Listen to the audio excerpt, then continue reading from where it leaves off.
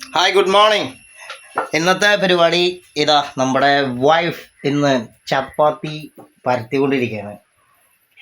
വിശന്നിട്ടാണ്, ഒന്നും നോക്കണില്ല. അവളെന്നെ അങ്ങോട്ട് പരത്താൻ തുടങ്ങി. ഞാൻ പരത്തി വരുമ്പോഴേക്കും നേരം കുറേ ആവും.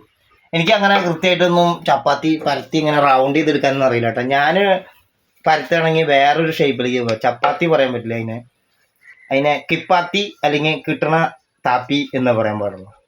എന്താ പിന്നെ? Good morning. Good morning. സുഖല്ലേ? സുഖമായിരിക്കും. എത്ര സുഖമുണ്ട്? അത്ര വലിയ സുഖമൊന്നുമില്ല. വിശന്നിട്ടുള്ള കാരണമാണോ? പിന്നെ ഒരാള് കുറച്ച് ദിവസമായിട്ട് ചപ്പാത്തിക്ക് അതായത് ഗോതമ്പ് കുഴച്ച് കൊടുത്ത് ഞാനാട്ടോ. പരത്താനാണ് ദൃശ്യനെ ഇരുത്തിയിട്ടുള്ളൂ, അപ്പോൾ ഒന്നും വിചാരിക്കരുത്. അപ്പോൾ ഇന്ന് വേറൊരു സംഭവം ദൃശ്യക്ക് വേണമെന്ന് പറഞ്ഞാൽ, അതായത് പറയാൻ തുടങ്ങിയിട്ട് ഒരാഴ്ചയെന്ന് പറയുന്നത് ശരിക്കും അതൊന്നും അങ്ങനെ അത്ര സിമ്പിളാക്കി വിട്ടു കേട്ടോ. അത് കൃത്യമായി വിട്ടില്ല. എന്ന് വെച്ച് കഴിഞ്ഞാൽ കേസ് കേട്ട് കഴിഞ്ഞാൽ വലിയൊരു അർജന്റ് കാര്യമാണ്, വേറെ ഒന്നുമല്ല. അത് ദൃശ്യനെ പറയും. എന്താണ് പറയും? ഞാൻ ലഡ്ഡു വേണമെന്ന് പറഞ്ഞു. ഒരു ലഡ്ഡു വേണമെന്ന് പറഞ്ഞിട്ട് ഒരാഴ്ച ഇത്രേ. ഈ ലഡുവിന്റെ കാര്യം ഞാനത് വിട്ടുപോണത് കൊണ്ടാണ്. എപ്പോഴും കടയിൽ പോയിട്ട്, അതായത് കാലത്ത് കടയിലേക്ക് പോകും, വൈകുന്നേരം വരും. ഇവിടെ വന്നു കഴിഞ്ഞാൽ മൂപ്പര് ഇപ്പം എന്തെങ്കിലുമൊക്കെ ഫ്രൂട്ട്സ് ഉണ്ടെങ്കിലും കൂടിയിട്ട്, അല്ലെങ്കിൽ വല്ല മാങ്ങ മുറിച്ച് കഴിച്ചാൽ എല്ലാം കഴിഞ്ഞാലും ചേട്ടാ ലഡു. എപ്പോഴും ഒരു 11 മണി 10:15 ആകുമ്പോഴാണ് ഈ ലഡുവിൻ്റെ കാര്യം പറഞ്ഞത്. അപ്പോൾ ഞാൻ ലഡു ഈ നേരത്തെ ഇനിയിപ്പോൾ എവിടെ പോയിട്ട് ലഡു, അപ്പോൾ നാളെ മേടിക്കാം. അങ്ങനെ നാളെ മേടിക്കാൻ വേണ്ടിയിട്ട് ഇപ്പോൾ ഒരാഴ്ചയായി. എന്നാൽ ഞാനിത് എവിടെയെങ്കിലും നോട്ട് ചെയ്ത് വെച്ചാൽ മതിയായിരുന്നു. പക്ഷെ അത് നോട്ട് ചെയ്യാൻ പറഞ്ഞാൽ ഞാൻ മറന്നു. ദൃശ്യമാണെങ്കിൽ കാലത്ത് മറക്കും അല്ലേ? സത്യം പറയും, നീയും മറക്കും.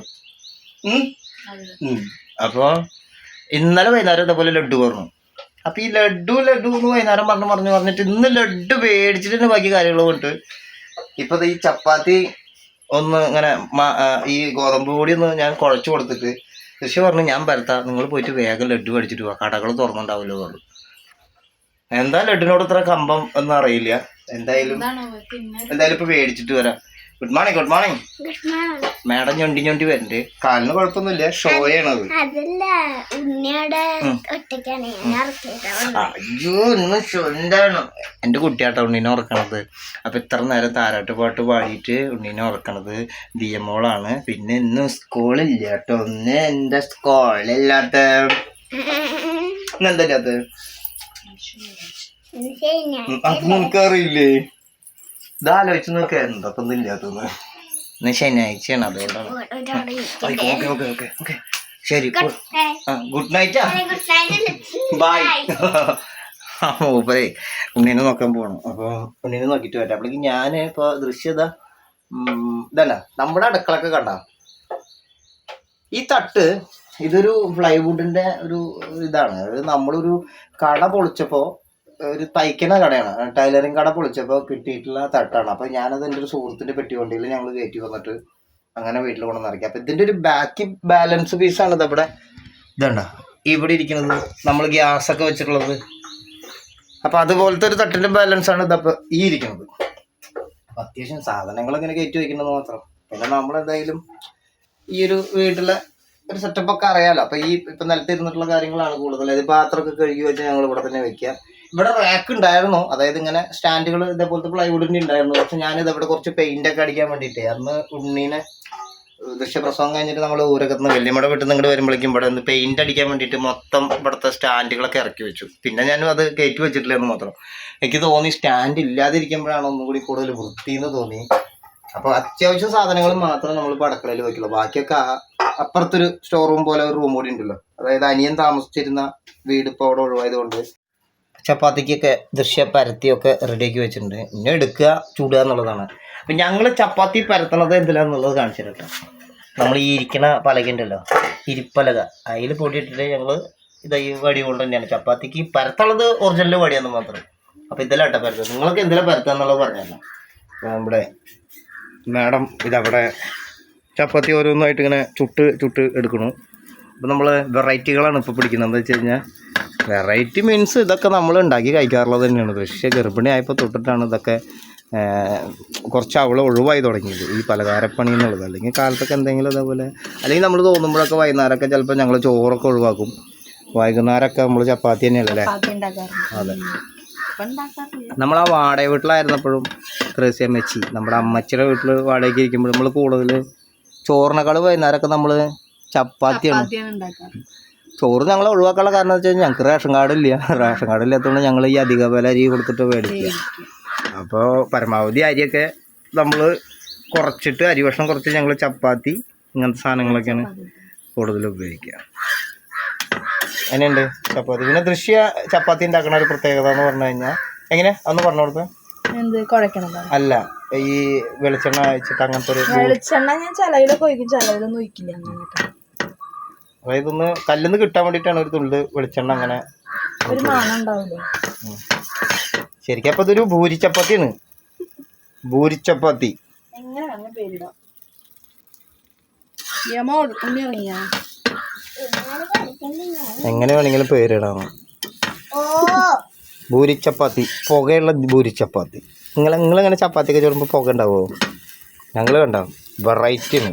പുകച്ചിട്ടുള്ള വേഗം ആവാൻ വേണ്ടിയിട്ടല്ലേ അവള് ഉണ്ടാക്കണമെന്ന് വെച്ചാൽ ഉണ്ണി ശരിക്കും നന്നായിട്ട് എനിക്ക് കരയണതിന് മുന്നേ വേഗം ചപ്പാത്തി ഉണ്ടാക്കി പോകാന്നുള്ളത്.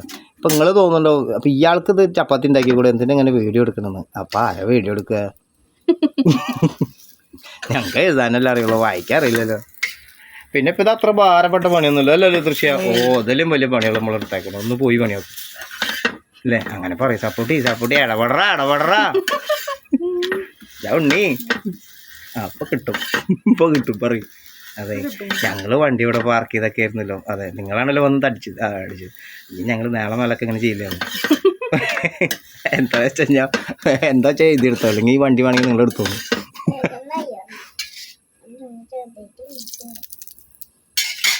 വാവ്, ഇത് ചൈനീസ് ചപ്പാത്തിയാണോടി? സാധാരണ ഇങ്ങനെയൊക്കെ നമ്മള് പപ്പടം സിനിമ പോസ്റ്റ് പോലെ കഴിയുന്നത്.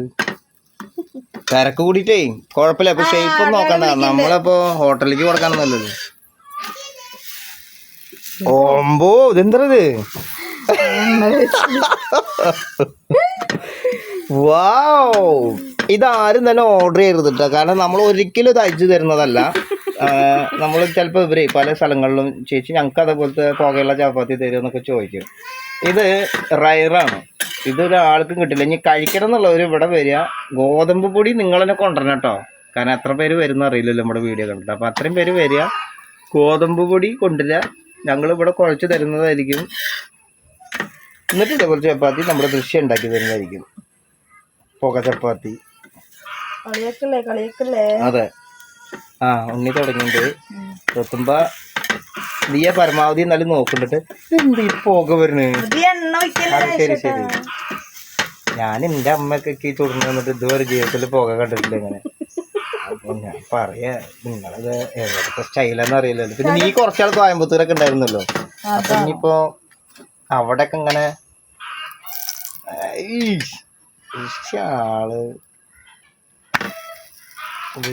ആള് പൊളി കേട്ടോ. കണ്ട 5 മിനിറ്റിൽ 15 ചപ്പാത്തി ചുട്ടെടുത്തു. ഇരിക്കട്ടെ, കെത്തിരി കിടക്കട്ടെ. ഒരു കയറ്റി പറഞ്ഞാലല്ലേ ആളുകൾ സബ്സ്ക്രൈബ് ചെയ്യുള്ളൂ. അതെ. അങ്ങനെ വിട്ടു പോണവരല്ല നമ്മള് സബ്സ്ക്രൈബ്.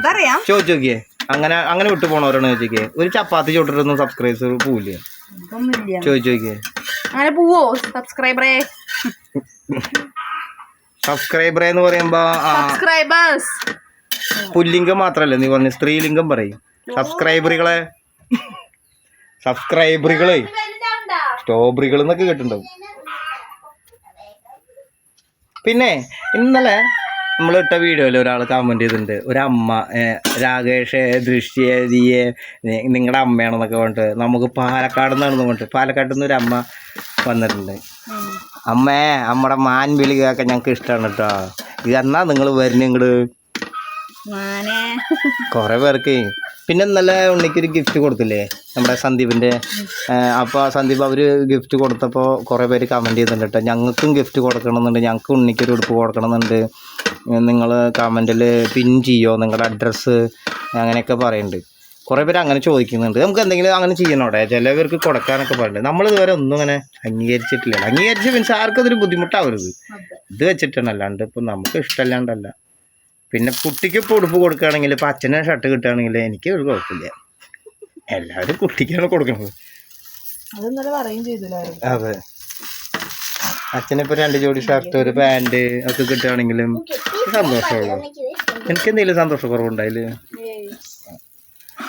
അപ്പം ഞാൻ പറയണത് എല്ലാവരും ഇങ്ങനെ പറയുന്നുണ്ട് ഉണ്ണിക്ക് ഇങ്ങനെ വേണം എന്തെങ്കിലും കൊടുക്കണം നമുക്ക്. അതെ, അത് തീരുമാനിക്കാമല്ലോ നമുക്ക്. അവർ പറയാം ദുഷ്ടനാത്ര, ഇയാൾ ഒരു അഡ്രസ്സും കൊടുക്കണില്ല, ഗൂഗിൾ പേ നമ്പറും കൊടുക്കണില്ല എന്നൊക്കെ പറഞ്ഞിട്ട്. ചുട്ടാണിയാ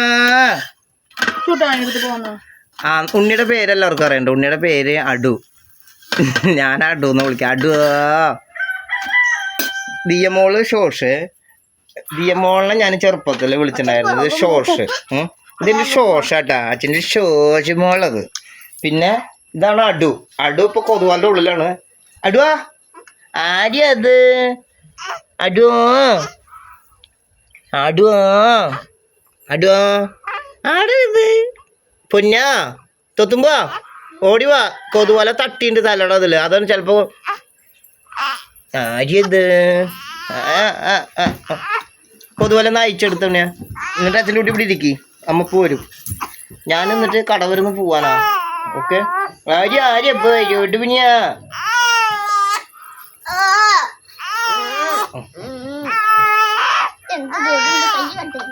നല്ല നല്ല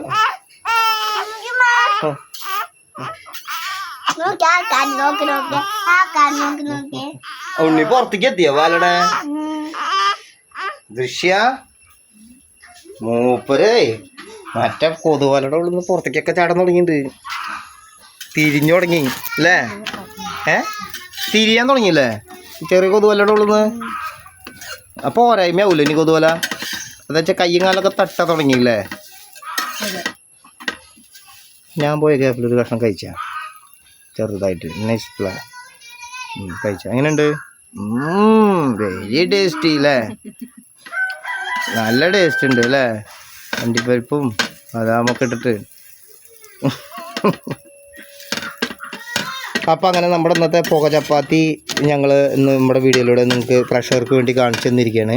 ഇനി ഞാൻ പോയിട്ട് ലഡ്ഡു മേടിച്ച് കൊടുക്കട്ടെ. ലഡ്ഡുവിന് ഇവിടെ യുദ്ധം വരെ നടക്കാനുള്ള ചാൻസ് ഉണ്ടായിരുന്നു. കാരണം ഒരാഴ്ചയായിട്ട് ലഡ്ഡു പറയുന്നുണ്ട്. ഞാൻ അത്ര ഗവനിച്ചില്ല. പക്ഷെ എനിക്ക് പിന്നീടാണ് എനിക്ക് മനസ്സിലായത് ലഡ്ഡു ആണ് ജീവിതത്തിലെ ഏറ്റവും വലുത് എന്നുള്ളത്. അതുകൊണ്ട് ഇന്ന് ഞാൻ വീഡിയോ വൈൻഡപ്പ് ചെയ്യാൻ പോകണം. നമ്മൾ അടുത്തൊരു എപ്പിസോഡിൽ വീണ്ടും കാണുന്നതായിരിക്കും. അപ്പോൾ ബായ്, താങ്ക് യു. നോക്ക്, ഇപ്പോൾ ഗടിമോള് എൻ്റെ കാലുമ കിടന്നപ്പോൾ കരച്ചില പോയി. കൊതുവാലിൻ്റെ ഉള്ളിൽ കിടക്കുമ്പോഴേ വലിയ താല്പര്യമില്ല. ഇപ്പോൾ എടുത്ത് പുറത്തേക്ക്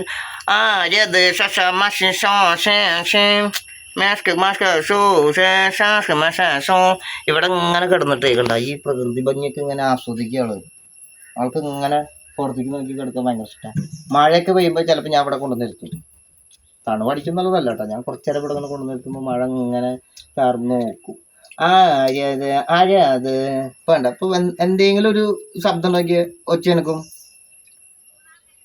ആൾക്ക് അതിൻ്റെ ഉള്ളിലേ കുറച്ചേരം കിടക്കുമ്പോൾ ഇഷ്ട അത് പുറത്തേക്ക് വരുന്നത്. ആര്യത് പിന്നെ സീത്ത പഴഞ്ഞ ആര്യ പടിഞ്ഞ ചീത്ത പടിഞ്ഞത് ആരും പറഞ്ഞിട്ടില്ല. നോക്ക് നോക്കി എടുക്കണത്. അച്ഛൻ്റെ കുട്ടി ആരാണ് സീത പറഞ്ഞിട്ടില്ല, അച്ഛൻ സീത പറയാൻ സമ്മതിക്കല്ല.